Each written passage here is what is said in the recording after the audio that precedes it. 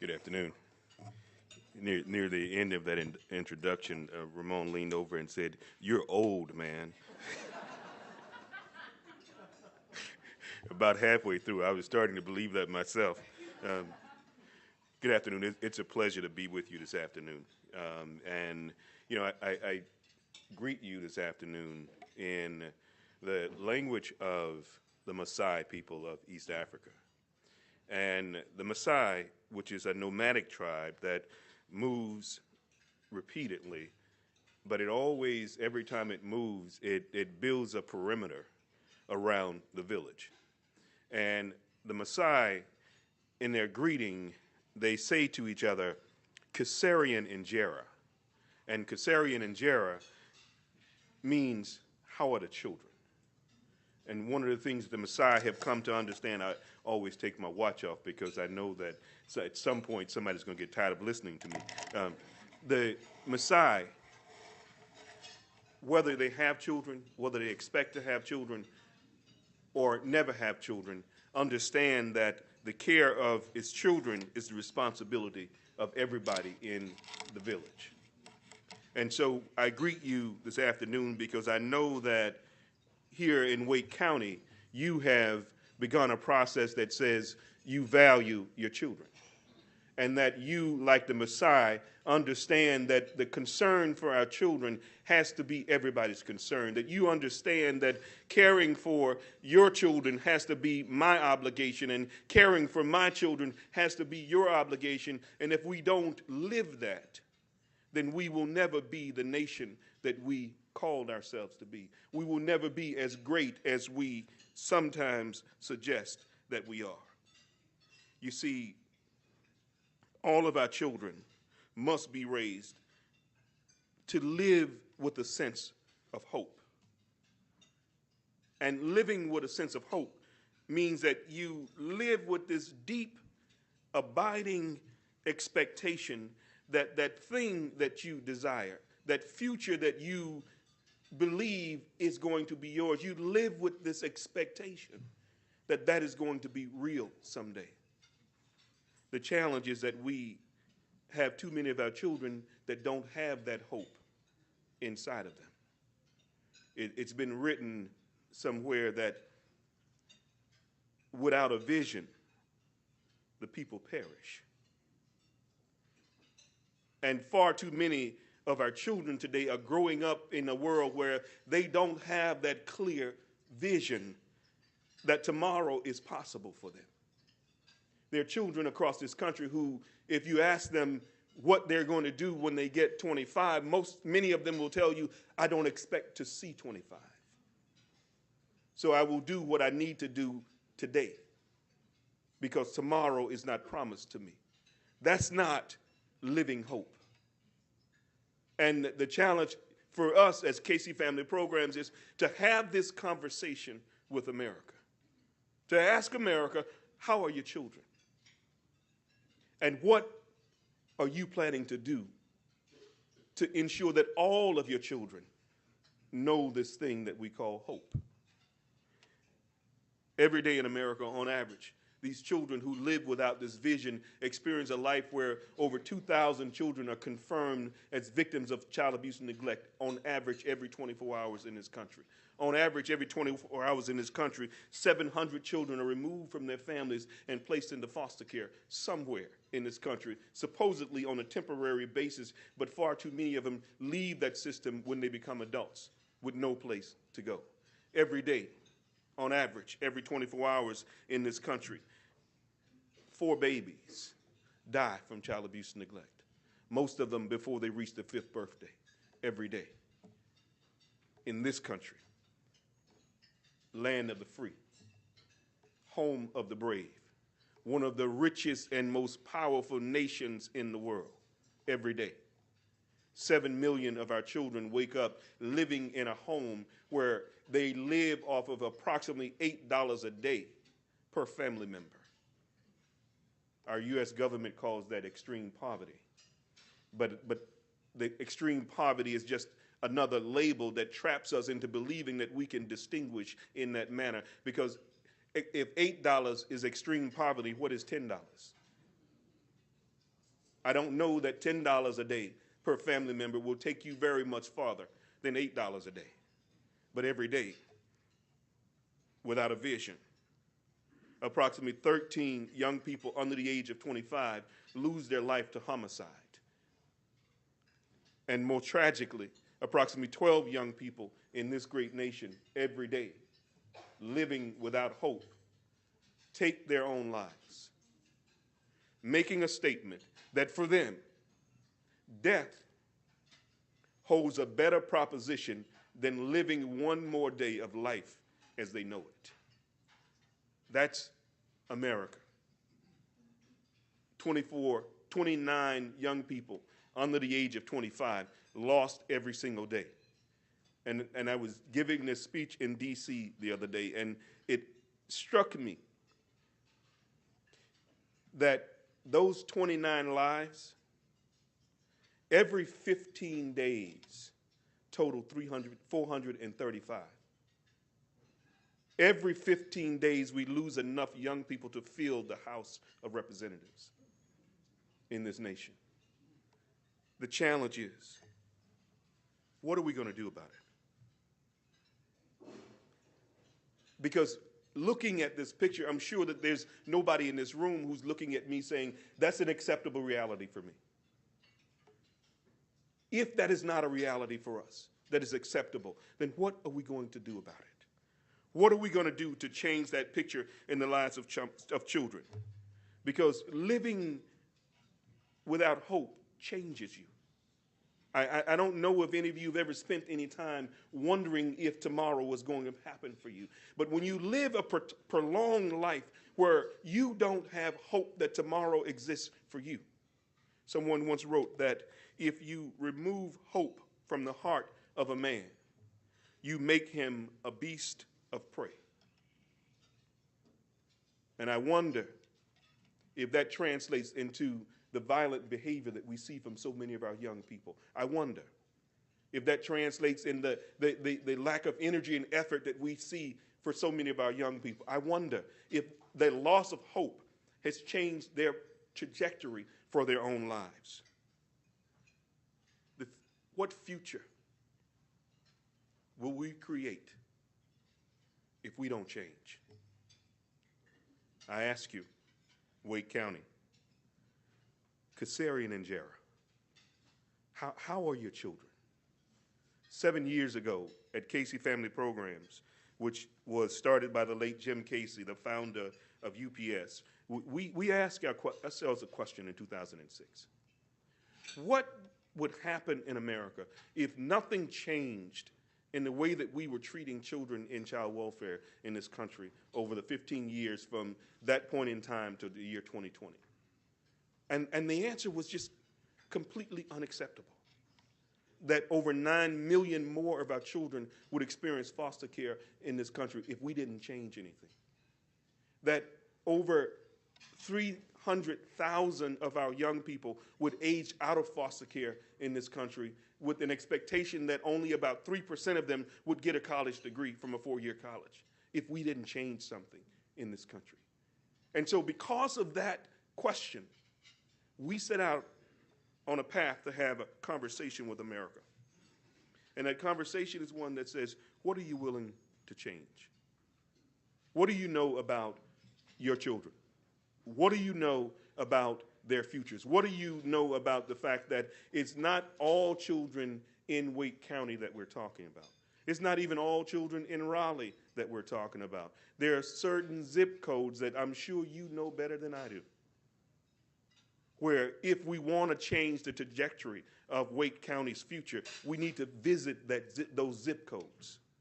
We need to stop by and begin to have a long-term exchange with the people who live in those zip codes to say, you can participate in changing your future. It is not government's responsibility to make you whole. We must do this together. But as a sign of good faith, we will begin to behave differently as government. We will begin to behave differently as philanthropy. We will begin to behave differently as educators.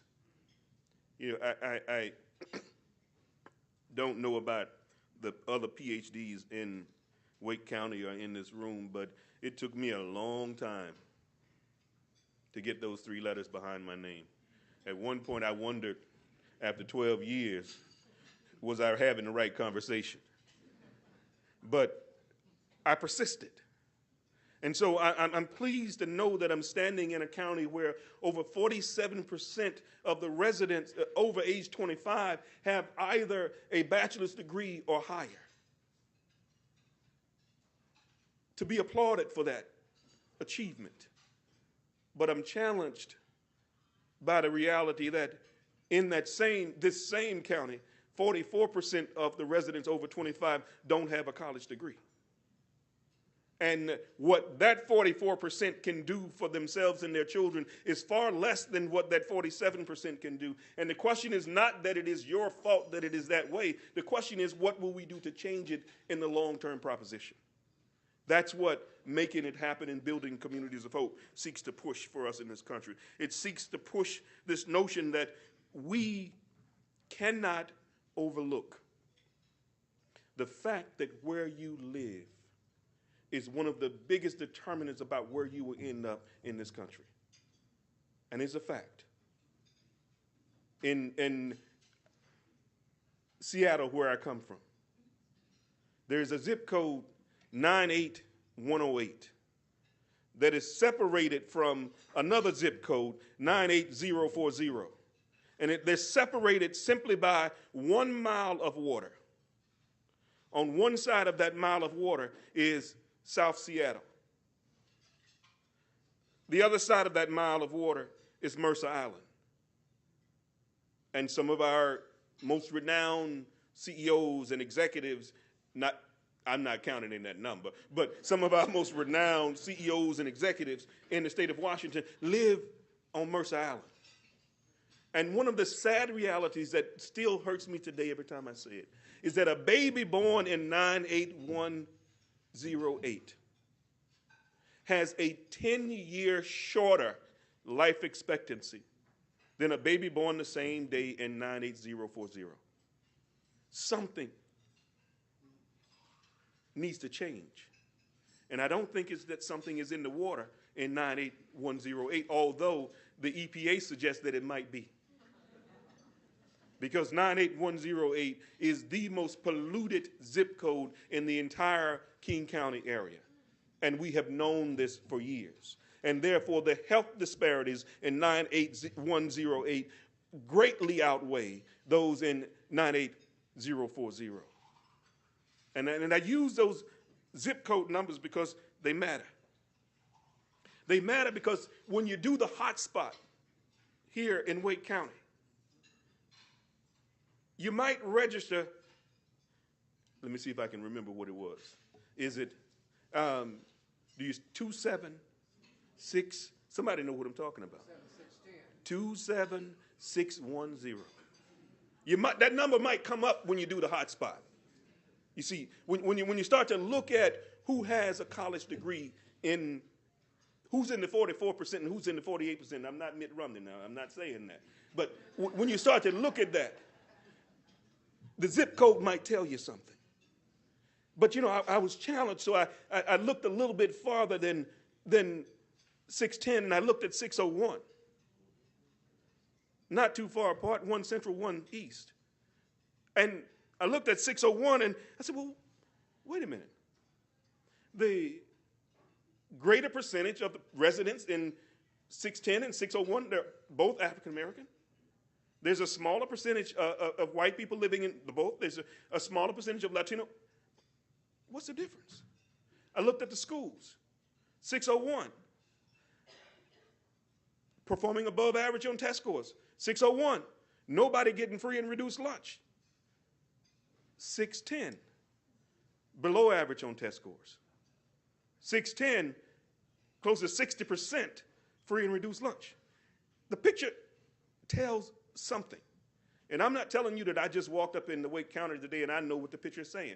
I'm saying that the work that you have in front of you today is to ask yourself, what does the picture say? And when we conclude what the picture says, what are we willing to do about it? What are we willing to invest in doing something about it? Who do we need to engage in this conversation about doing something about it? And how do we spread this conversation beyond Wake County to the rest of North Carolina, but to the rest of this nation, and take it to D.C.? Because, you know, the citizenship of Wake County suggests the citizenship of America. And we need to have a conversation with those who are in charge of making decisions in America, because as long as it is okay for the federal government to spend $6 on foster care for every $1 that it spends on community building and community support services, we're going to have the picture that that money buys. That old thing that you get what you pay for. If your financing structure says buy foster care, then guess what you're going to have? Foster care. Because the states then have to match. And so the direction of federal dollars determines the direction of state dollars. And what we're saying is, that's enough. It's time. It's time for us to decide that every child in America deserves a community of hope. It's time for us to decide that every child in America deserves to be raised in a community where if their parents have mental health issues, they have some place to turn. If their parents have substance abuse issues, they have some place to turn. If their parents are struggling with how to even change a diaper, how many of you as new parents knew exactly, you read the manual? And so as soon as you got home, you knew what to do. You knew that if you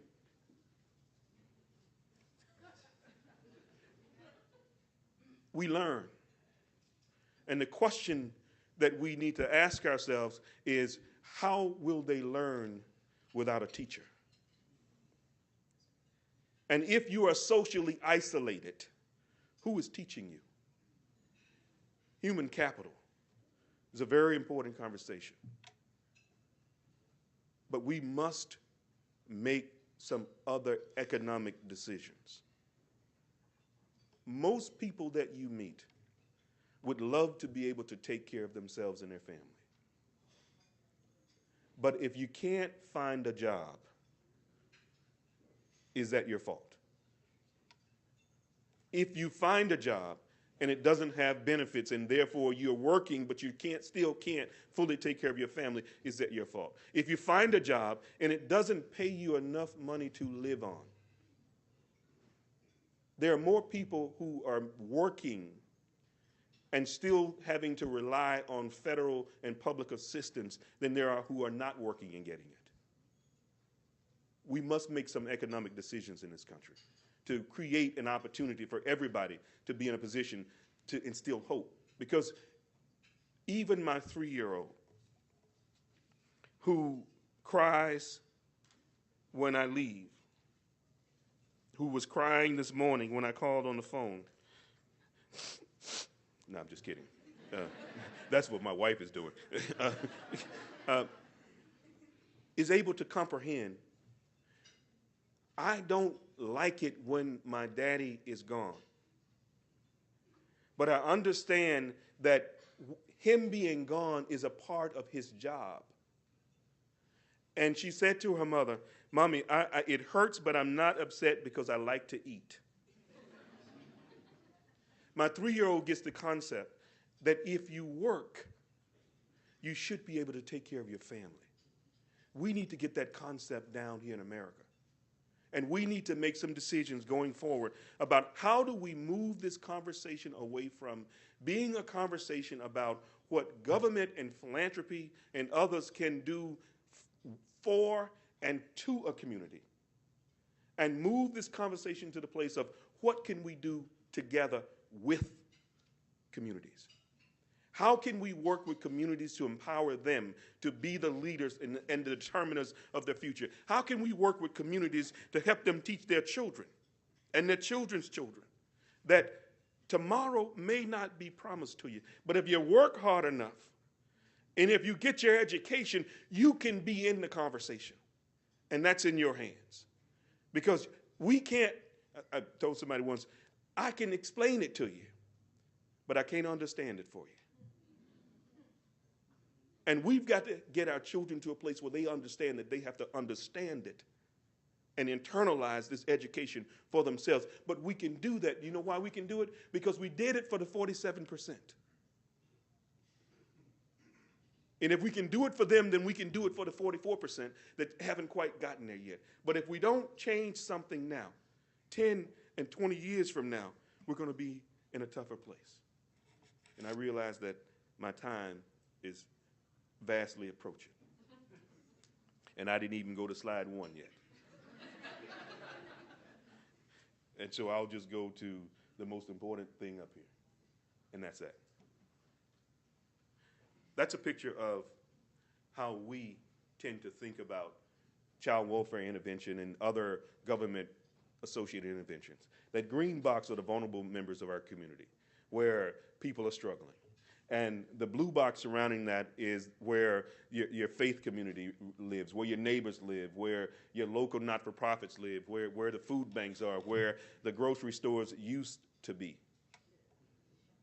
And I say that with knowledge and intention, because grocery stores leaving blighted communities is one of the most significant challenges to the health of people in those communities, because nutrition and lack thereof has been linked to both aggressive behavior and poor performance in school. And if you have to fill your stomach with stuff that does not give you the nutrition that you need, you may be full, but you're not healthy. And we can do something about that. The maroon box is where government sits. And in most jurisdictions, you guys may be different, but in most jurisdictions, the way we work in child welfare is somebody from the blue box, or maybe even the green box, calls child welfare to say somebody did something to a kid in the green box. We leave the maroon box, go to the green box, have a conversation with a family, retreat back to the maroon box. If we decide that something is wrong or something that needs to happen, then we might call up a not-for-profit in the blue box to say, can you work with us in this foster care situation? And then that not-for-profit might call up a neighbor in that blue box and say, can you be a foster parent in this situation? But then we retreat back to the maroon box, having not engaged in what happened really in the community that allowed the folks in the green box to be so isolated and to hurt their children without the necessary support.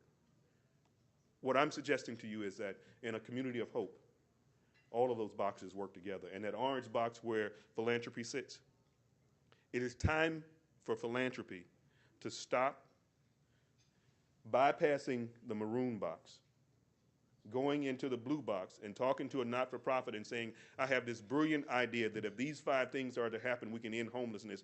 Test it for me and come back and write me a report and tell me how right I was, and I'll put it in my annual report, and then I'll tell the maroon box, look at my annual report, and you might ought to try to do some of these things. We've got to change the conversation. And the conversation is about how do all of these boxes work together, including the green box, to understand where we're going. The commissioner, your words were so profound. The person with the problem knows more about the problem than any expert will ever learn, no matter how many years you spend on the job. It's time for us, with my 1 minute remaining, I didn't even know that sign was over there. It's time for us to decide, what are we going to do? What are we going to do about this thing called hope? Because where there's hope, there's life. And life is the ability to keep growing. Where there's hope, there's faith. And faith is the capacity to keep believing in spite of what you see. And where there's hope, there's light. And light is the capacity to see in the midst of darkness. Someone once said that hope begins in the dark, when you cannot see the success that everything inside you tells you is possible.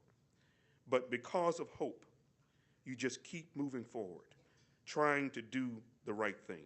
You keep moving forward, believing that if you don't stop, the light of day will come. You keep moving forward. You keep working. You keep watching. You keep waiting, because hope won't let you give up. Every child in America deserves a community of hope. And I greeted you with the question, Kaseri and Jara, how are the children?